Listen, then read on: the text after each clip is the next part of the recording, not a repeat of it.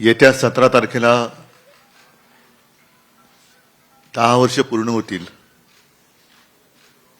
10वा स्मृतिदिन आहे शिवसेना प्रमुखांचा, बाळासाहेबांचा. साहजिकच आहे, म्हणता म्हणता 10 वर्ष उलटून गेली. स्मारकाचा विषय मध्ये मध्ये चर्चेला येतो.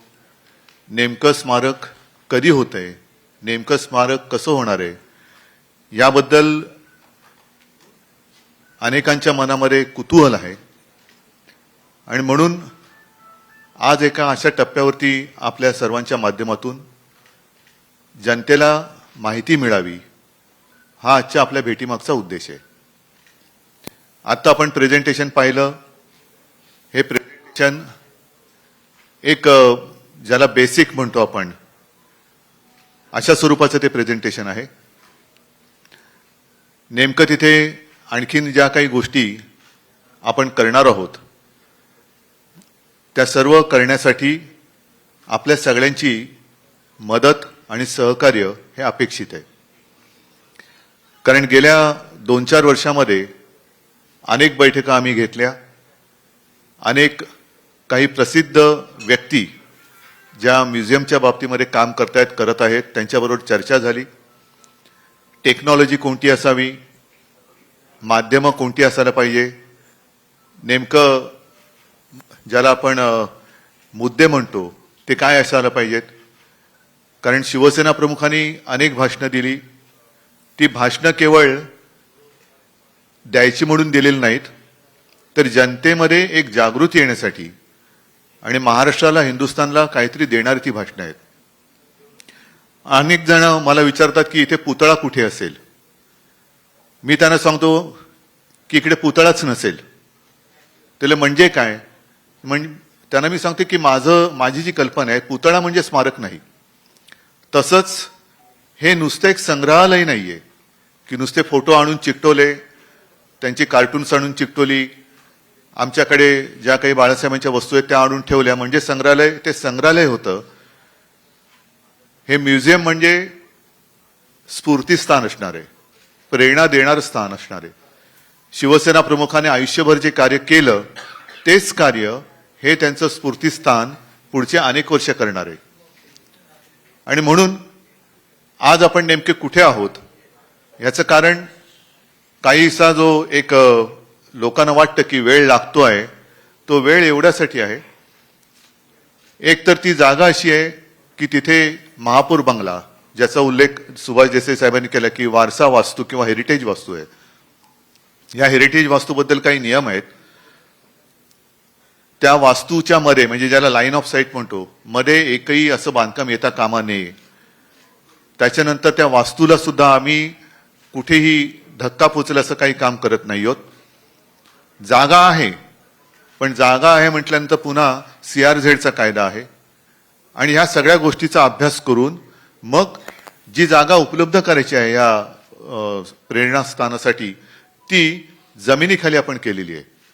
आता जमिनीखाली करताना बाजूला समुद्र आहे आणि समुद्राचा जोर, रेटा एवढा प्रचंड असतो याची तुम्हाला कल्पना आहे.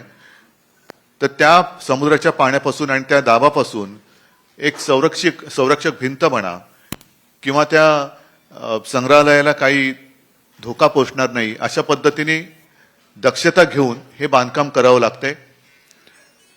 आणि मग भूमिगत ते बांधकाम केल्यानंतर येण्या जाण्याचा एक मार्ग तो सुद्धा सहज साध्य असला पाहिजे. आणि मला खरंच आबाजी आपको धन्यवाद देना चाहता हूं. कारण ज्या काही सुरुवातीला आपण एक स्पर्धा घेतली ज्याचाही उल्लेख देसाई साहेबांनी केला, त्याच्यामध्ये आबाजीने जे काही प्रेझेंटेशन केलं ते आम्हाला सर्वांना, सर्व कमिटीला सर्वोत्तम वाटलं. म्हणून ते काम त्यांच्याकडे सोपवण्यात आलेलं आहे. आता हे काम पूर्ण झाल्यानंतर जो आजचा महत्वाचा भेटीचा भाग आहे तो हाच आहे की राज्यभरामध्ये शिवसेना प्रमुख फिरले, ठिकठिकाणी त्यांनी सभा घेतल्या. अनेक जणांनी आपल्या पत्रकारितेच्या आजच्या पिढीने सुद्धा, आपल्या आधीच्या पिढीने सुद्धा बाळासाहेबांचे दौरे कव्हर केलेले आहेत. त्याच्यावरती काही ना काही आपली मतं व्यक्त केलेली आहेत. मी मध्ये 1-2 पत्रकार, म्हणजे वृत्तपत्रांचे संपादक आहेत, त्यांच्याशी सुद्धा बोललेलो आहे. त्यांच्याकडनं सुद्धा आपल्याला बरंच सहकार्य मिळतंय. म्हणजे त्या काळातले फोटो आहेत, बातम्या आहेत, मग सुरुवातीच्या काळातले मोर्चे होते, मग सीमा आंदोलन आहे, अनेक गोष्टी आहेत. दसरा मेळाव्याची भाषणं आहेत. आज नाही म्हटलं तरी बरीचशी भाषणं ही आपल्याकडे उपलब्ध आहेत, पण साहजिकच आहे सगळी भाषणं उपलब्ध नाहीयेत. कारण ग्रामीण भागातली भाषणं असतील, सुरुवातीच्या काळातली भाषणं म्हणजे आपल्याला माहिती आहे शिवसेनेचा पहिला दसरा मेळावा 1966ला झाला. त्या मेळाव्यातलं भाषण आपल्याकडे उपलब्ध आहे, पण नंतरच्या काळातली काही भाषणं ही अजूनही उपलब्ध नाही आहेत. कारण तेव्हा रेकॉर्डिंग सिस्टीम ही आत्तासारखी सहज साध्य नव्हती. आता मोबाईल ऑन केला तरी कोणी कोणाचं स्टिंग ऑपरेशन करू शकतो, तर तसं नाहीये. त्यावेळेला रेकॉर्डिंग हे थोडंसं कठीण काम होतं. स्पूलवरती रेकॉर्डिंग केलं जात होतं आणि ती काही भाषणं मिळवण्याचा प्रयत्न सुरू आहे. मार्मिकचे सुद्धा अंक, बरेचसे अंक उपलब्ध झालेले आहेत, काही अंक अजूनही उपलब्ध करून घेण्याचा प्रयत्न करतोय. कारण तो सगळा काळ हा एक वेगळा होता. मी मागे माझ्या एका मनोगतात म्हटलं होतं की जेव्हा एखाद्या वेळेला एखादी घटना घडत असते तेव्हा आपल्याला त्याचं महत्व त्या क्षणाला वाटत नसतं की याचं ऐतिहासिक मूल्य काय असणार आहे. आम्ही सगळेजण शिवसेना प्रमुख कार्टून काढत असताना ते पाहत पाहत लहानाची मोठी झालो आणि कार्टून ब्लॉक मेकरकडे गेलं की आपलं काम संपलं, म्हणजे कार्टूनचं काम संपलं. मग ते छापून यायचं गुरुवारी. ते गुरुवारी छापून आलं की त्याचं काम ते कार्टून म्हणून जनतेमध्ये पुढे सुरू व्हायचं. तर तो सगळा कालखंड होता, हा एक वेगळा भारावलेला होता. त्याच्यातली काही कार्टून्स ओरिजिनल आज सुद्धा आपल्याकडे आहेत, पण मार्मिकचे सगळे अंक आम्ही प्रयत्न करतो. बरेचसे अंक मिळाले, त्याच्यातून ते फटकार हे पुस्तक स्वतः शिवसेना प्रमुखांच्या देखरेखीखाली आपण प्रसिद्ध करू शकलो, याचं मला एक खूप समाधान आहे. त्यांनी काय काय व्यंगचित्र निवडली ती त्या फटकारे पुस्तकात आली. अजूनही बरीचशी व्यंगचित्र ही आहेत आणि ती संदर्भ त्याचा व्यवस्थित घेऊन मग ह्या संग्रहालयामध्ये किंवा प्रेरणास्थानामध्ये ही आपण लोकांना दाखवणार आहोत. भाषणं उपलब्ध असतील, काही व्हिडिओ उपलब्ध आहेत, त्याच्यानंतर काही जणांच्या आठवणी आहेत, अनेकांनी व्यक्त केलेली त्यांची मतं आहेत. तर ह्या सगळ्यांचं एकत्रीकरण करून एक जिवंत अनुभव ह्या प्रेरणास्थानामध्ये किंवा स्फूर्तीस्थानामध्ये आपल्याला द्यायचा आहे की जेणेकरून कोणी, मी तर असा विचार करतो की हे नेमकं या प्रेरणास्थानाचा उद्देश काय असेल, तर जो कोणी खचला असेल, असं वाटलं असेल की आता मी हारलो आयुष्याची लढाई, पण एकदा तरी का होईना शिवसेना प्रमुखांचं हे स्मारक मी बघून येतो. ते बघून आल्यानंतर मात्र तो ताटपाटकण्याने उभा राहायला पाहिजे की मी आता संकटाला घाबरणार नाही, मी जे समोर संकट आलेलं आहे त्याच्यावरती मात केल्याशिवाय राहणार नाही. एवढी प्रेरणा देण्याचं काम ताकदीने हे प्रेरणास्थान करेल, अशा प्रकारचं आपल्याला ते केंद्र करायचं आहे. म्हणून आजपर्यंत आपण कुठे आलेलो आहोत, कुठपर्यंत आलेलो आहोत, ही माहिती आपल्या माध्यमातून मी जनतेला देत असतानाच आपल्याला सुद्धा, म्हणजे इकडे प्रिंट मीडियाची लोक आहेत, इलेक्ट्रॉनिक माध्यम आहेत, यांनी सुद्धा अनेक शिवसेना प्रमुखांच्या मुलाखती घेतलेल्या आहेत. त्यातले बरेचसे आपल्याकडे आहेतही. पण परत एकदा सगळ्यांना आजच्या निमित्ताने एक आवाहन करतो आहे, विनंती करतोय की आपल्याकडे शिवसेना प्रमुखांसाठी सांगण्यासारखं जे काही असेल, फोटो असतील, बातम्या असतील, मुलाखती असतील, आणखीन काही आठवणी असतील, ते कृपा करून वेळेमध्ये जर का आमच्यापर्यंत पोहोचवल्या तर एक सर्वोत्तम असं, मी पुन्हा पुन्हा संग्रहालय म्हणत नाही, प्रेरणास्थान आपण निर्माण करू शकतो. आणि जे काम शिवसेना प्रमुखाने आयुष्यभर केलं तेच काम पुढच्या अनेक वर्षानुवर्ष हे प्रेरणास्थान करत राहील, याची मला खात्री आहे. पुन्हा एकदा सगळ्यांना मी धन्यवाद देतो आणि आपल्या सहकार्याची अपेक्षा करतो. धन्यवाद. जय हिंद, जय महाराष्ट्र.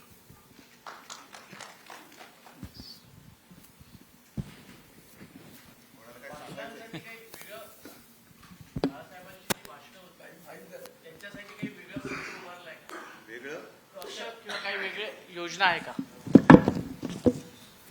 मी तुम्हाला आधीच सांगितलं ना की ही एक ढोबळमानाने तुम्हाला मांडणी दाखवली. कारण ज्या वेळेला निवेदन चालू होतं तेव्हा आपण बघत असाल की भिंती रिकामी आहेत, मोजकेच फोटो आहेत. हे म्हणजे स्मारक, अंतिम स्मारक नाहीये, त्याच्यात काय काय होणार आहे हे एक दाखवण्याचा हा प्रयत्न आहे. आत्ता जे काय दाखवलं हे स्मारक असंच होणार आहे असं नाहीये. याच्यामध्ये ऑडिओ व्हिज्युअल सगळं मी म्हटलं ना जिवंत अनुभव असेल. फक्त आता तुम्ही असं म्हणा की स्पेस मॅनेजमेंट, एक मांडणी कशी झालेली आहे आणि त्या सगळ्या भिंती रिकाम्या आहेत, त्या रिकाम्या भिंती बोलायला लागतील. त्याच्यानंतर प्रत्येक, आमचं तर मत असं आहे की लँडस्केपमध्ये सुद्धा बाळासाहेब दिसले पाहिजेत, अशा प्रकारचं ते असणार आहे. साहजिकच आहे, हे खूप विचारपूर्वक आणि खूप जणांशी चर्चा करून आपण ठरवतोय. आणि म्हणून एक सुद्धा गोष्ट अशी राहू नये की ती दाखवायची राहून गेली. तर आज मी तुम्हाला पुन्हा एक बरं झालं तुम्ही हा प्रश्न विचारला, कारण अनेकांना असं वाटेल आणि आपल्या माध्यमातून जी जनता बघत असेल त्यांना वाटत असेल हे काय, हे स्मारक एवढंच आहे. असं नाहीये. हे एक तुम्हाला स्पेस मॅनेजमेंट म्हणजे साधारणतः तिकडे आपण कशी जागा निर्माण केलेली आहे ती निर्माण झालेली जागा दाखवतोय. आता ती एक पोकळी आहे, ती पोकळी आपल्याला भरायची आहे. मग त्याच्यामध्ये ऍडव्हान्स टेक्नॉलॉजी येईल, ऑडिओ व्हिज्युअल सगळे येतील, भाषणं ऑडिओ सुद्धा येतील, काही भाषणं व्हिडिओ आपल्याकडे आहेत ते येतील, आणखीन त्याच्यात होलोग्राम वगैरे आणखीन काय करता येईल का, ह्या सगळ्या गोष्टीवरती काम सुरू आहे. साहेब आवश्यक असेल तिकडे शिल्पकला पण येईल. म्हणजे मी आत्ता जो तुम्हाला सांगितलं की पुतळा नसेल, कदाचित वाटलं की अरे नाही ह्या प्रकारचा पुतळा असावा, येऊ शकतो. पण आता पुतळ्यावरती फोकस नाही करत आहोत, कारण एकदा पुतळा केला की बाकीच्या गोष्टी थोड्याशा बाजूला पडतात. साहेब, अत्याधुनिक तंत्रज्ञानाचा वापर या स्मारक निर्माण करण्यामध्ये करण्यात येणार आहे. स्वतः शिवसेना प्रमुख बाळासाहेब ठाकरे हे भाषण करताना ते दिसतील का? असं एक ॲग्मॉन्टेड जे तंत्रज्ञान आहे त्याचा वापर केला जाईल का? म्हणजे शिवसैनिक जे येतील स्मारक पाहायला त्यांना स्वतः बाळासाहेबांचं भाषण जे आहे ते पाहता येईल आणि ऐकता येईल. हो, ऐकायला येणारच ना. म्हणून मी तुम्हाला काय म्हटलं, याच्यासाठी काही इतर ठिकाणी जगामध्ये सुद्धा इतर काही स्मारकं आहेत, त्यांचं सुद्धा एक ऑनलाईन अभ्यास आमचा सुरू आहे, कारण प्रत्येक ठिकाणी फिरणं हे काही कठीण आहे. तर कुठे ऑडिओ ऐकायला येईल, कुठे व्हिडिओ आपल्याला बघायला मिळेल, काय एवढं केल्यानंतर बाळासाहेबांच्या भाषणामधली काही वाक्य ही हायलाईट केली जातील. त्याच्यानंतर सगळी भाषणं ही जो अभ्यासक असेल किंवा ज्याला कोणाला इंटरेस्ट असेल त्याला ऐकण्यासाठी सगळीच्या सगळी भाषणं उपलब्ध असतील. व्हिडिओ असतील ते सगळी भाषणं व्हिडिओ रूपामध्ये पाहायला उपलब्ध असतील. तर असं सगळं ते पुढे, आता ह्याच्या पुढे बघा, टेक्नॉलॉजी आता माझ्यासमोर दुय्यम विचार आहे. कारण मूळ गाभा, त्या टेक्नॉलॉजीनी मूळ जो गाभा आहे तो मारता कामा नये. त्याच्यामुळे टेक्नॉलॉजी किती वापरायची हा सुद्धा एक महत्वाचा मुद्दा आम्ही नंतर विचार करणार आहोत. की असं नको व्हायला की हे टेक्नॉलॉजीचं म्युझियम झालं, कारण टेक्नॉलॉजी दर दिवसांनी पुढे जाते.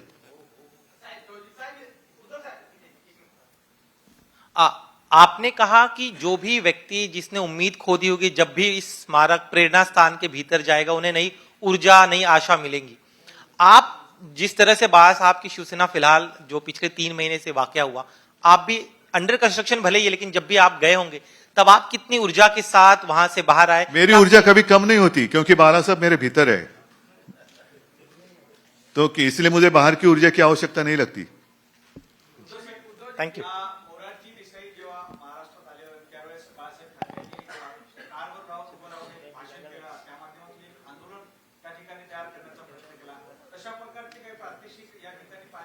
का आंदोलनाची का मारामाऱ्या मग नाही, तो एक कालखंड मी तुम्हाला तेच सांगितलं. म्हणून ह्याच्यासाठी मला तुमच्या सगळ्यांच्या सहकार्याची आवश्यकता आहे. मी तुमच्यासमोर येताना आम्ही बोलत होतो की तो जो कालखंड होता फेब्रुवारी 1969 ते पुढचे 3 महिने जे आंदोलन सीमा प्रश्नासाठी झालं होतं, 10 दिवस मुंबई जळत होती आणि शिवसेना प्रमुख, त्याच्यानंतर त्यांच्यासोबत मनोहर जोशी होते, दत्ताजी साळवे होते, यांना येरवडाच्या तुरुंगामध्ये जेलमध्ये ठेवण्यात आलं होतं, तुरुंगात ठेवण्यात आलं होतं. आणि मध्यरात्री तत्कालीन मुख्यमंत्री वसंतराव नाईकांचा निरोप घेऊन ते बाळासाहेब म्हणाले की मनु अमरसी हो ना आणि मधु मेहता हे दोघं जण तिकडे गेले. आणि मग अर्ध्या रात्री बाळासाहेबांनी एक निवेदन केलं होतं की सगळ्यांनी मुंबई शांत करा, आणि त्याच्यानंतर मुंबई शांत झाली, कारण तोपर्यंत पोलिसांना वगैरे मुंबई आटोक्यात येत नव्हती. आता तो जो सगळा कालखंड आहे ना, तो मला तुमच्याकडनं काही फोटो जर तुमच्याकडे उपलब्ध असेल तुमच्या आर्काइव्हमध्ये किंवा त्यावेळच्या बातम्या असतील, ह्या सगळ्या पाहिजेत. म्हणून मी म्हटलं ना की आता तुम्ही जर मी असं म्हटलं तर वावगं ठरू नये की तुम्ही सगळेजण आता या स्मारक समितीचे सहकारी आहेत आणि आपल्याला मिळून हे स्मारक करायचंय. उद्धवजी एक सेकंड. उद्धव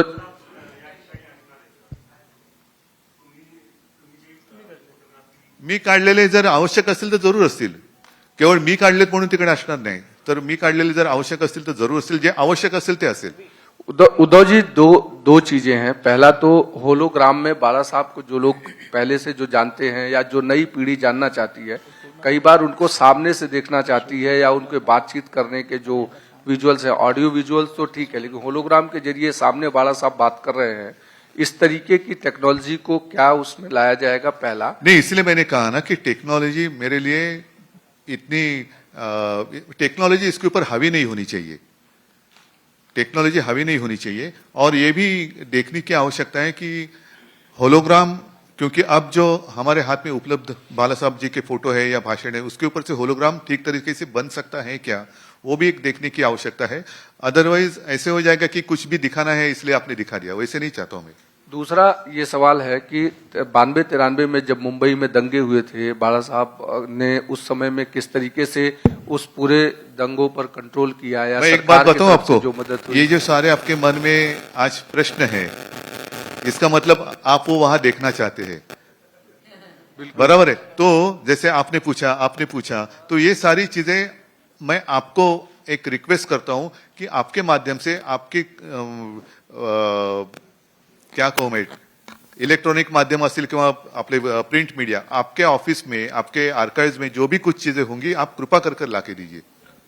उद्धव साहेब, हे सगळे प्रश्न झाले, एक राजकीय प्रश्न विचारायचा होता। काल राष्ट्रवादीच्या अनेक नेत्यांनी त्याला उत्तर ते दिले होते. स्मारकात नाहीये। आज हा, सर स्मारकाची म्हणजे देसाई साहेबांनी सांगितलं की- अजय विचारा ना, तुमचा सहभाग मोठा असणार आहे, बरं बोला। शिवसेनेचे बंद होते तसे देशातलाही कुठल्या संघटनेने करू शकले नाही, तसं बंदचा इतिहास ह्या संग्रहालयात बघायला मिळेल का?